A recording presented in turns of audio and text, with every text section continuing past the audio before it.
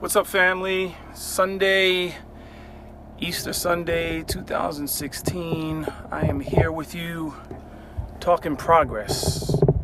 I mean, you have these platforms for sharing. Why not use them as productively as possible?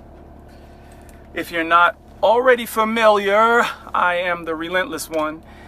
Find me at relentless+aaron.net.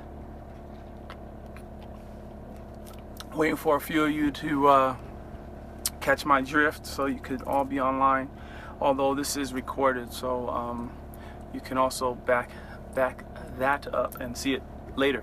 So I'm talking progress today, and one of the resources in my life, the progress in my life has been to believe it before I see it. That is true practice. To do that, it's a true routine and a practice every day to see it in your mind first before it happens. Now, there's a flip side to that coin. And the flip side is that life is full of smoke and mirrors. So in a lot of cases, so many people are forcing you to believe it before it happens.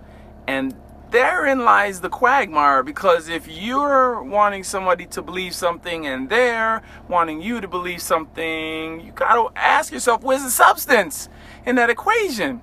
And believe me, you always want to be connected with something substantial. I don't care if it's in your career and your money. I don't care if it's in your relationships with individuals or your social encounters, and it in your health and wellness, for sure. That's you want what's real, what's substantial as it relates to health and wellness, right? So yes, Joanne, beware of the smoke and mirrors. And so even a badge can be smoke and mirrors.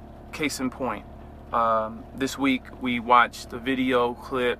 I don't know if it's just surfaced from being shot before, but a cop pulls out his gun on someone that apparently, according to him, wasn't parked right. He pulls out a gun on him, points it at his head, and I mean the younger guy clearly didn't have a weapon. This cop was clearly abusing his authority. I'm going to be following that case, and I posted it on my Facebook page. So smoke and mirrors, his badge, his authority, smoke and mirrors, because although it's very real in his raw power, his ability to take advantage of you, that's very real. Let's be clear between smoke and mirrors and what's real. But it's smoke and mirrors because the badge is supposed to represent protecting you and protecting the public. You know. So anyway, smoke and mirrors takes place throughout life, and my quagmire is running into people that don't have substance. You know, when you're in a space where you've created a product or a service, you're dealing with more people, right? And so a lot of those people have not yet graduated to being substantial, and I get that. Everything in its time. That doesn't mean that they're less value. It just means that they have a lot to learn. They have a lot to experience and to achieve, and they may not even be worthy of your time. However, you never want to get into a space where you're so cocky that you can't even say good morning to the homeless person that passes you by on the way into the coffee shop. I mean, you never want to be that cocky or rude. But having said that, you definitely want to sort of insulate yourself from the bullshit. And so when you when you have it in your mind's eye what your goal is, when you have it in your mind's eye what your life, what you want your life to be, when you have it in your mind's eye what book you want to write, what music you want to create, what job you want, what soulmate you want, when you have it in your mind's eye about things like a car or a house or a boat or whatever it is, good health, you have it in your mind's eye first, meaning you have to believe it before it comes to pass. And so let me draw the line of how that connects to me. See, if you read the press or watch the news features about me, relentless+aaron.net, you'll see that I spent 7 years in prison, and during that time I was clearly imported into a world of reality, raw power, raw realities, you know, and a much imbalance, much mayhem and imbalance. And so in order for me to sustain my life as well as my progress, because just because you're in that circumstance doesn't mean that you can't progress. You got to progress. So what kind of progress is possible in those circumstances? That was the question that I had to answer for myself. And so I decided that with what I had, which was what, a pen or a pencil and line paper, that I would create a new reality for myself. And so I did. I created a brand new reality for myself, and that was to be a best-selling author, to be an award-winning author, to be a world-renowned author. I thought that up in the belly of the beast. So what's possible for you? Again, but that's because of my practices. My practices that if you see it first in your mind, then you can make it materialize in real life. And you have to maintain that state of mind wherever you are at in that process. Wherever you're at in the process, you have to maintain the state of mind. So I knew from the door that I was going to be a well-known, world-renowned author. Now, what comes with all that you asked for is a different story, because clearly if you're not an apprentice to a world-renowned author, if you are not studying and spending quality time with what you want to become, then you may not be clear about the possibilities, the world, the surroundings, the atmosphere of that success that you seek. And so again, what comes with that? So what comes with becoming a best-selling author? You're gonna get press and media. You're gonna get readers and critics to talk about your work. You're gonna get other authors who are angry at your success and somehow not at peace with you, sort of leaping ahead of the pack. The whole crabs in the barrel. You may even get a call from one of those authors that says, you know, I'm not sharing his words, but the point is that, you know, I'm a problem.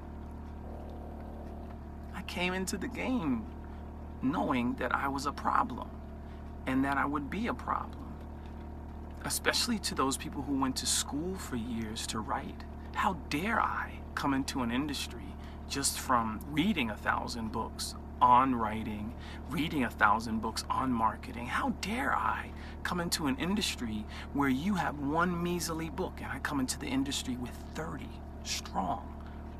How dare I come into the industry with the marketing savvy that's necessary to push those books forward to the point that I would be recognized by the biggest media entities in the world?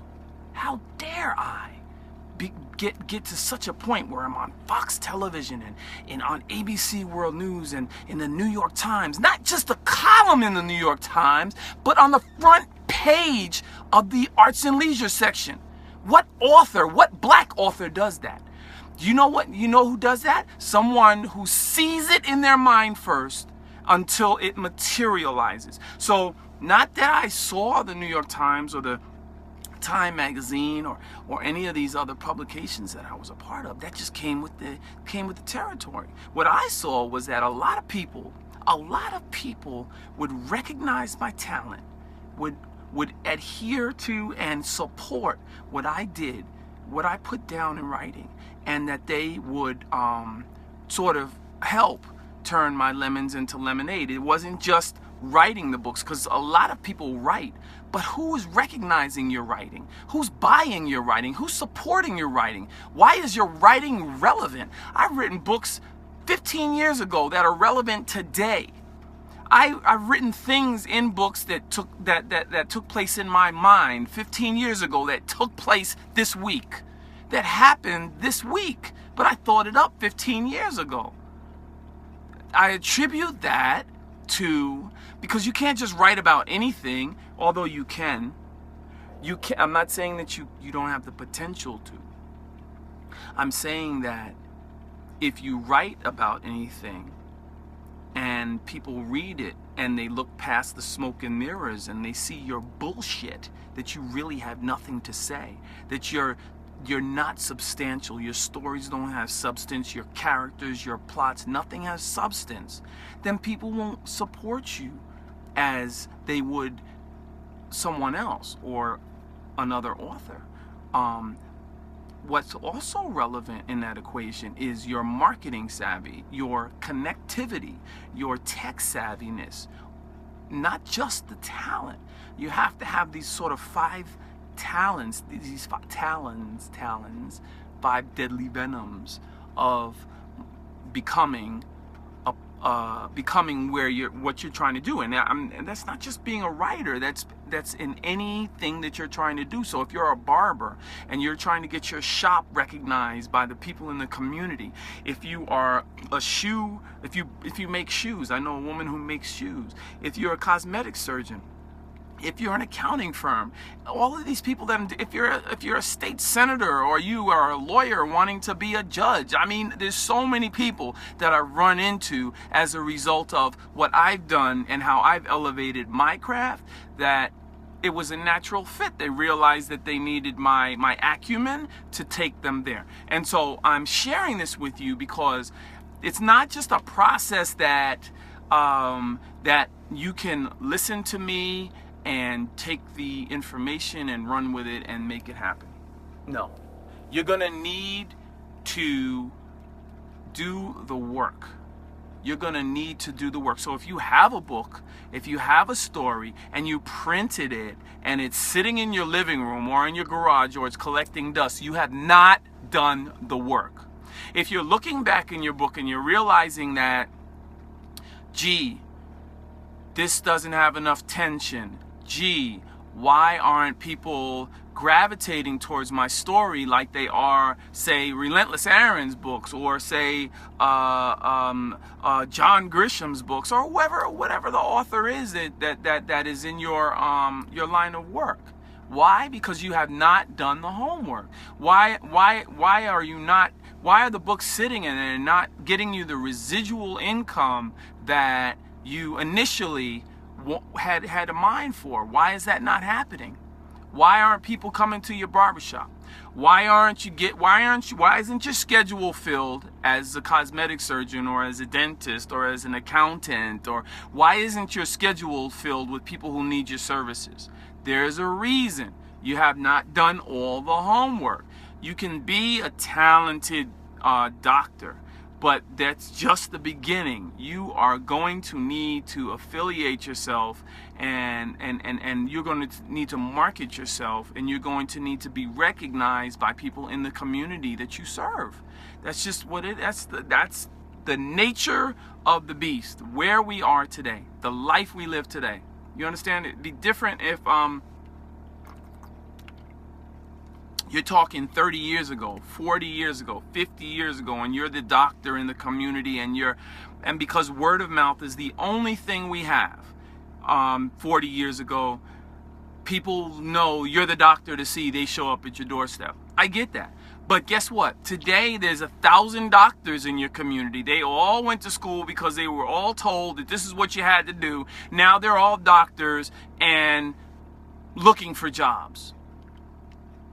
Because having the talent is so much different than marketing the talent. Having and marketing the talent is so much different than your personal chemistry, your karma, your energy, the plasma, your DNA.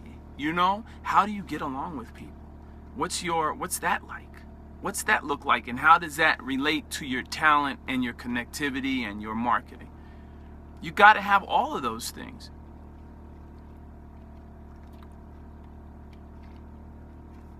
So,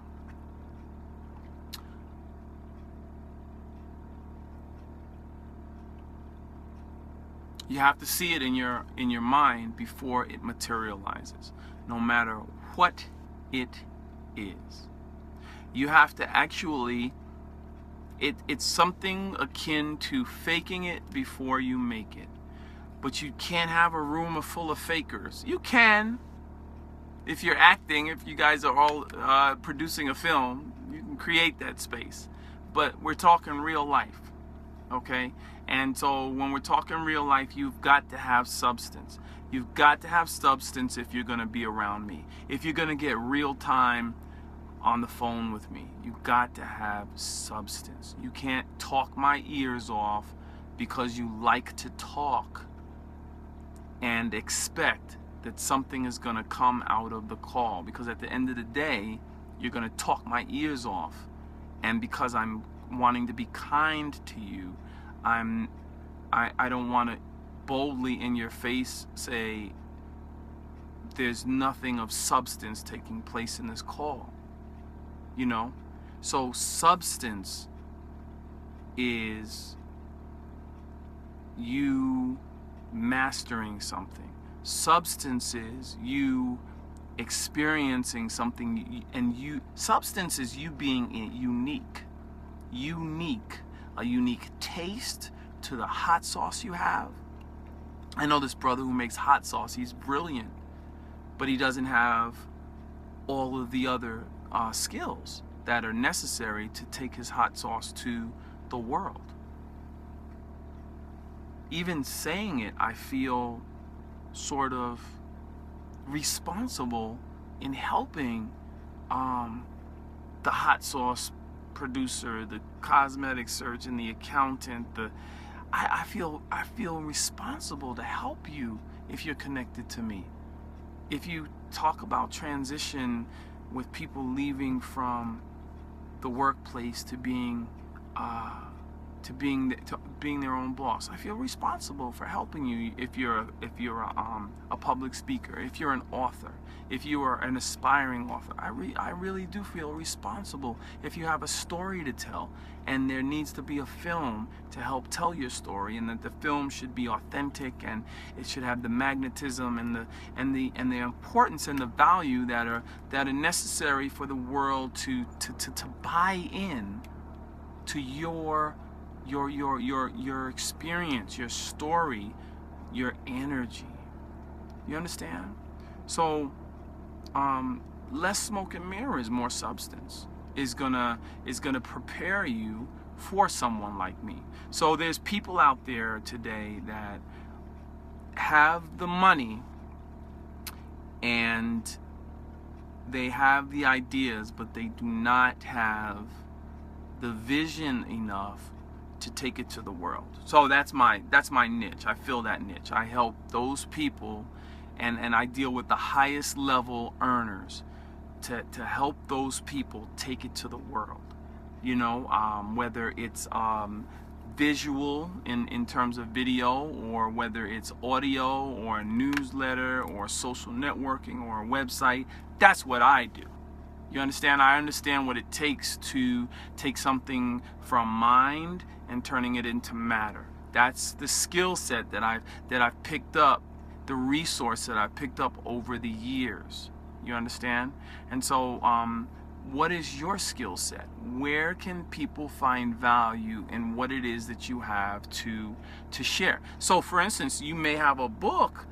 Your book is but a business card for you to perhaps get speaking engagements, for you to perhaps engage with other people. Maybe you writing a book or producing a book is merely your gold card to other people that want to have a book, that other people that want to have a story to tell. Maybe you're just the brand, you're the leader of a pack of other people, and therein lies your residual income.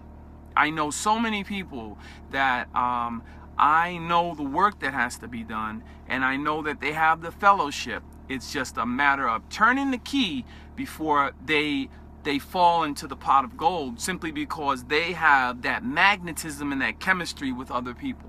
You understand? And so that's even another revenue stream that I'm working on with folks.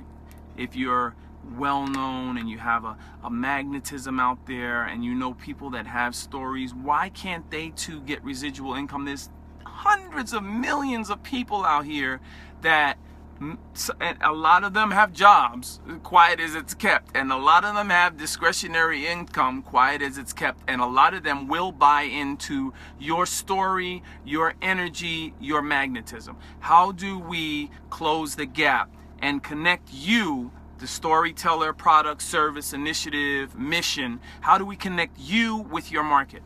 That's what I do. You understand? And so my purpose in coming on to talk to you today is really simply just to drop it as it relates to what it took for me to turn something into, turn my lemons into lemonade, turn my ideas in, make them come to fruition. I see Tony out there. Hey Tony, what's going on? So I'm telling Tony that you can't simply let me use a different equation, a different metaphor, so this way, you know, I'm not speaking condescending, because I like to teach, but I don't want to be condescending. And so let's say you are a plumber. So I was with a plumber 2 days ago. He brought me lunch. He's a master plumber. I've seen him grow from 0 to 1,000 in no time. Now, a few years later, just a few years after he's come back from Afghanistan, he's landing $3 million accounts. Okay. So, what does it take for you, the plumber out there, the electrician, the carpenter, to magnify your brand, your product, your service to the masses, and make the most of it so that you can have a great living, so that you can feed your family and that you can feel accomplished in this life? Like, that's what you live for. Carpentry, that's what you live for. Fixing people's issues in plumbing, and or you're a builder, what have you, or you're Mr. Fix-It. Well, number one, Mr. Fix-It, you need to, again, master your craft. Be so clear and convinced in your life that you can fix just about anything, and do it. Don't just talk about it, do it. So, in your neighborhood, it's a Sunday.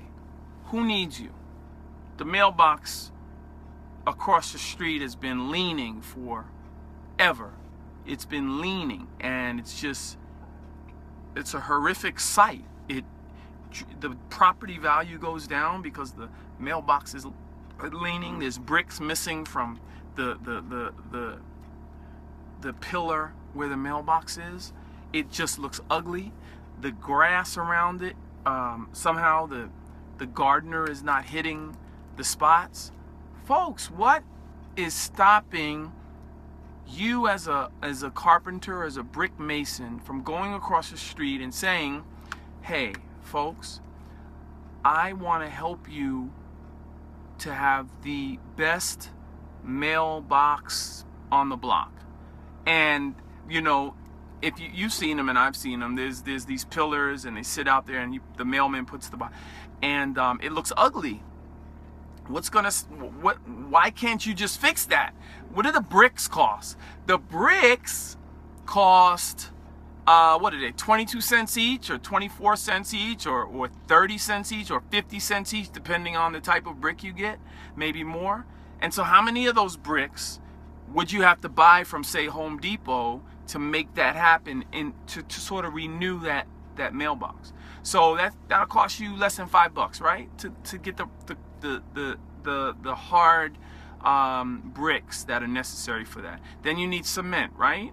Or a bag of cement, right? So the whole thing can't cost you more than $25 at best in terms of the hard ingredients so ultimately, what is it stopping you from adding value to those people's lives?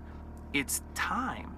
Your personal resources are time and your knowledge and your acumen of how to do that. So go ahead over across the street and look crazy. Say, hey family, how are you? I noticed your mailbox it's falling apart. How can I be of service to you today? And you go across, and not only are you of service to them, but you're now of service to the whole neighborhood, right? You're of service to the whole neighborhood because you're fixing someone's mailbox. You fix the mailbox. Now, that person is your friend for life, and they come now to your door with a cake that they made, because that's what they do. And now you have a cake as a result of the work you did laying brick. I mean, but when you went across the street, you did so with the knowledge, the foresight that you can create an amazing mailbox pillar. You had that in mind because you've done it over and over again. This is your thing, right? So I'm talking to you, trying to have you in your own life to affirm what it is you do, who it is that you are, and the value that you will have to the planet at the end of the day. At the end of the day, you're going to have an amazing value on this planet. Do you understand? You're going to affect a lot of people. If you've got a story to tell, and you got energy to share, and you know there's people out there that need that energy, already you've got to see the satisfaction that comes as a result of you sharing that story. Everything else is just a process. It's just a process, and that takes time, and that takes your energy, and it takes certain steps. But ultimately, you sharing your story, you sharing your energy and your talents with the world is inevitable. It's inevitable, and you have to think from that state of mind. I already knew I was an author before I became an author. That's crazy to me that I knew I was an author, that I knew I was going to be a damn good author. But who knew that all of these other basic benefits were going to come to me? Basic to those people who went to school for years. Basic to those people who have been veteran writers for years. Basic to those people who maybe are columnists from big magazines and newspapers, that if they write a book, it's like, wow, they wrote a book. That's basic to them to be recognized by the worlds of press and media. That's basic to them. But for a little raisin black kid from Mount Vernon, New York, to trump all of that in record time is amazing. And I'm telling you that's possible in your industry, but you've got to follow the process of first believing it in your mind before you actually see it in person.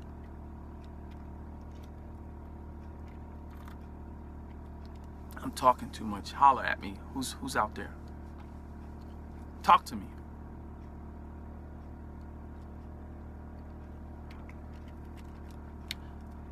I see all these people and all these names that I know. That's great, but you're not talking. Maybe I said too much. I don't know. Hey Erica, how are you? What, I have to speak to you? Is that what it is? Guys, I gotta speak to you? Okay. Alright, alright. Hey Erica, hey Tony, how you doing? What's up, Lolita and Joanne and LaRon and Roy and all you other people who are on, who are not signed on, or who have not joined. Bless you all on this Sunday. What did you say? What's the basis of the conversation? This is true, because when you come in late to the show, you don't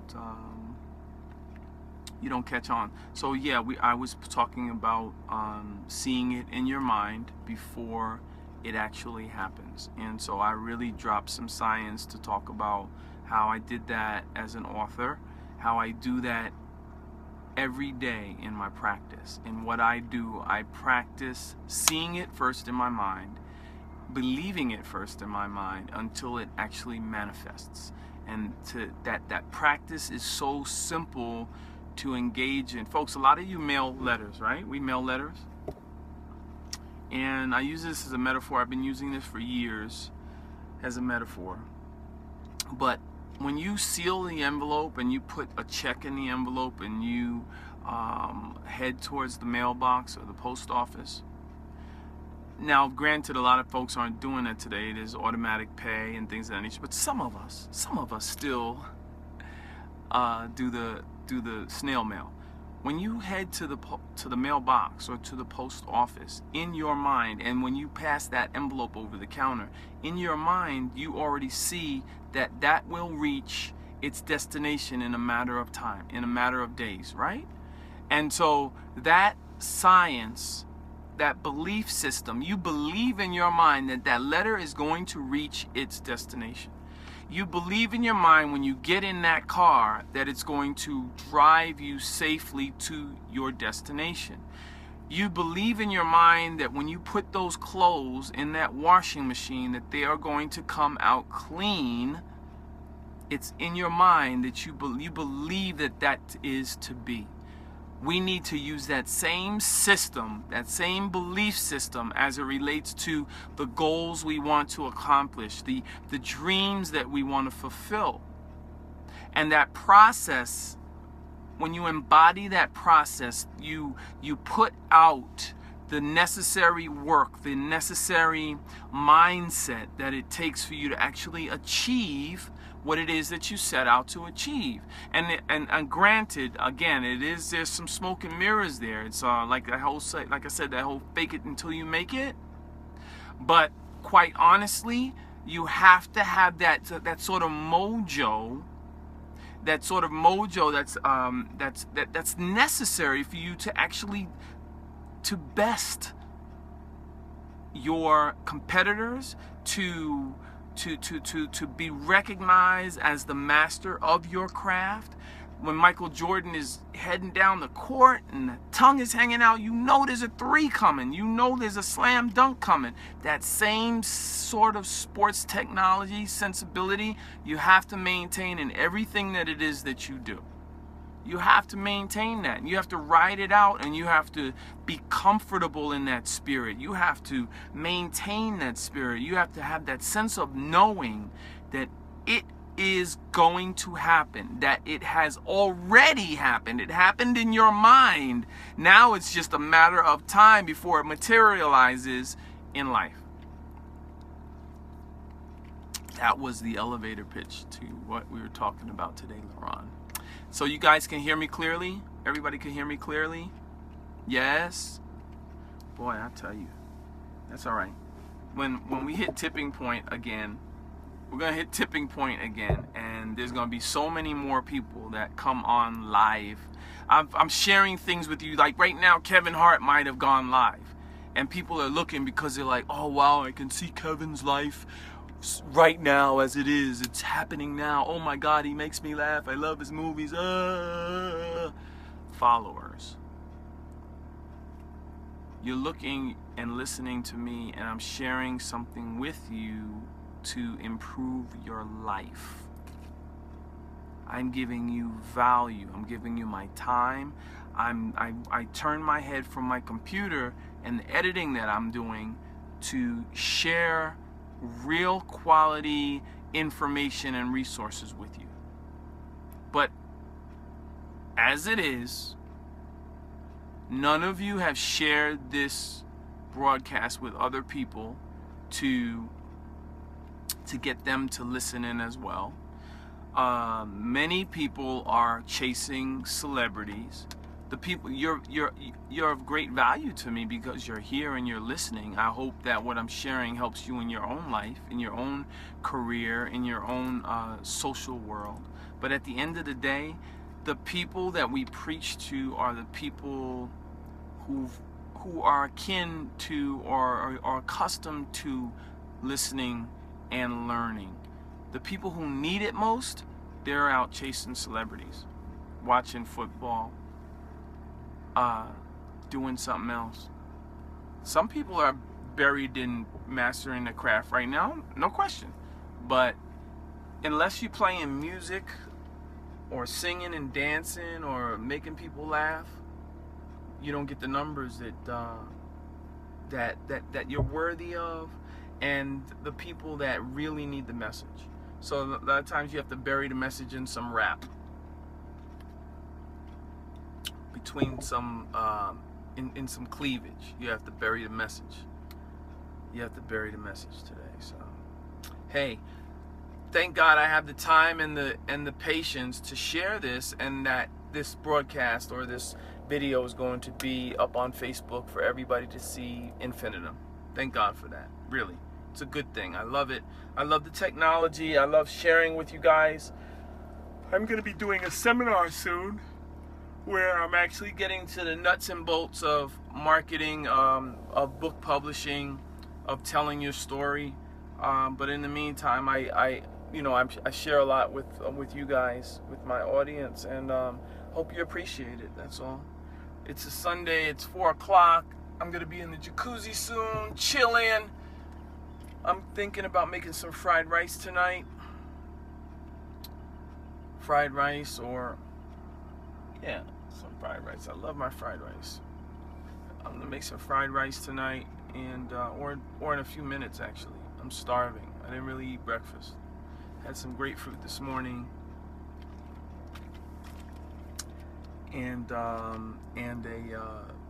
an Ensure. I mixed my Ensure with ice cream, so that was breakfast this morning. But I'm about to make some fried rice, and if you haven't tasted my fried rice,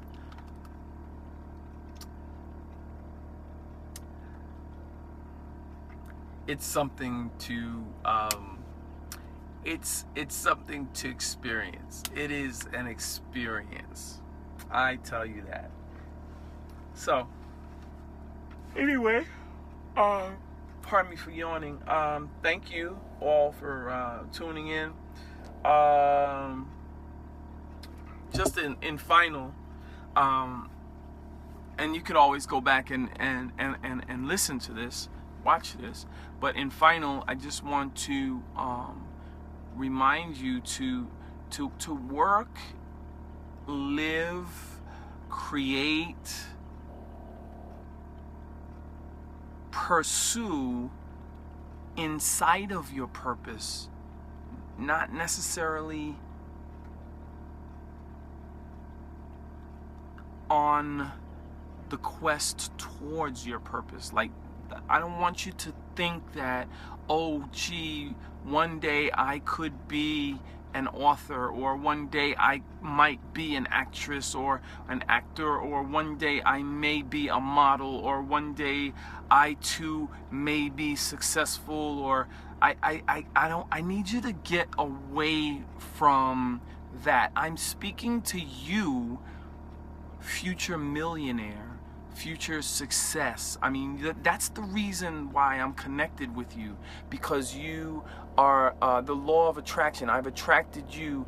Maybe my success or my energy attracted you, and so I look at you as a future millionaire, or a future or a current millionaire, or I look at you as the person that you will inevitably be. I see that out of you right now. I need you to see that. I need you to see that you are now what you want to be. That state of mind for you, the model, is going to allow you to, when that camera is snapping those pictures, we, the viewing audience, are going to see in your eyes a sense of inspiration is going to come across because of the way you looked at that camera, or the way you looked away from the camera. For you, the actor or actress or author, for you, the author, what we're going to get out of you is the words that you put together are going to come from the soul, so deep and so thorough that we're going to, and so crisp that we're going to actually see what it is that you're saying in our mind, and we're going to connect with you. Like, you're going to hug us with your words. The same with you if you're an actor. We're going to believe what you're trying to convey on screen. We're going to believe that because you believe it. You've got to believe. I worked with an attorney out here in Conyers who wanted to be a judge. And I remember her as just a lawyer. But she did the work as an attorney and walked her passion into existence, her purpose into existence. And she saw herself as a judge before she became judge. Do you understand? And so I need you to that's what we call mojo. The mojo that's necessary to achieve, everybody doesn't have. It's only the references in your mind, those references of already being accomplished, perhaps the references you got from seeing someone else in your field accomplished, being next to them, near them, getting some spillage by learning certain things that they've done to get to where you want to get. You understand? So that's that mojo, that experience is necessary. So that's what I want to see. I want to see all of you that are connected to me because I love you so much and I appreciate you so much. I want to see you clearly understanding that you are already what you're set out to become. That what you're setting out to produce is already produced. What you're setting out to achieve is already achieved. In your mind, I need you to walk that walk without any doubt, without any superstition, without any, you have no issues with the challenges that are going to come your way because you already what? You know they're coming. You know the challenges are coming because this is what happens to people who are this or are that or are actors. I told you, as an author, before I became an author, I knew I was an author. And so when I actually walked in those shoes, I got the hate. I got the affirmation. I got the featured spotlight. You know, whether it was from the news media or this or that, whatever it was, it came with the field, the endeavor. It became because I saw it happening. You understand? So you're going to see the challenges. It's going to come, but you got to know how to handle it. You got to know how to work it out, to make it happen. One of the messages today, I'll leave you with, at church was just that, you know, you may think that you're down and out, that you're losing, but you're not. You're not. If you think that, so it is. You have to think that there's a book called As a Man Thinketh. You know what? And it's free online. It is free online. You got to take advantage of these things online, folks. These resources. I have a book. I'm gonna post that link in the comments as soon as I get offline, okay? I'm gonna have a book called The 10 Books, I guess the 10 most important books in my life. You know, I made a book to show everybody about the 10 important books in my life. And so I'm gonna post that link, and I really want you to engage, because a lot of those books are free online now. You can literally go online and do a search for a PDF version of the book. Just type in, for instance, As a Man Thinketh, type that into Google, and then space, leave a space, and then put PDF. And what will pop up in Google is a link to the PDF file to that book. That book is out there for free. Get that, As a Man Thinketh. You really have to believe it in your mind before you see it physically, all right? I'm starving. I love spending time with you guys. I wish a lot more people were here, but guess what? This isn't for them. This is exclusive for you. I appreciate you. And leave your comments, all right? relentless+aaron.net. Thank you. Have a good afternoon.